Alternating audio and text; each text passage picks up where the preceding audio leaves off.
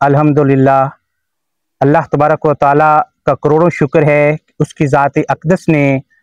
हमें हमारी अफ़वाज पाकिस्तान को भारत के ख़िलाफ़ जंगी मार्च पर तारीख़ी फ़तह से हमकिनार किया है।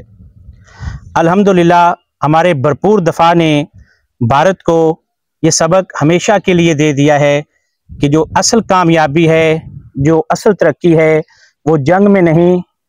वो जंगी महाज में नहीं, बल्कि वो तालीमी मैदान में है, अमन में है, बदअमनी में नहीं है। मुआशी तरक्की में जो असल कामयाबी है वो छुपी है। और इंशाअल्लाह ताला इस तारीख़ी फ़तह के मौके पर हम अपने दुश्मन को और इसके साथ साथ जो अंदरूनी और बैरूनी हमारे मुल्क दुश्मन अनासर हैं, उनको हम ये पैगाम दे देना चाहते हैं कि जब कभी हमारे मुल्क पाकिस्तान की खुद मुख्तियारी सालमियत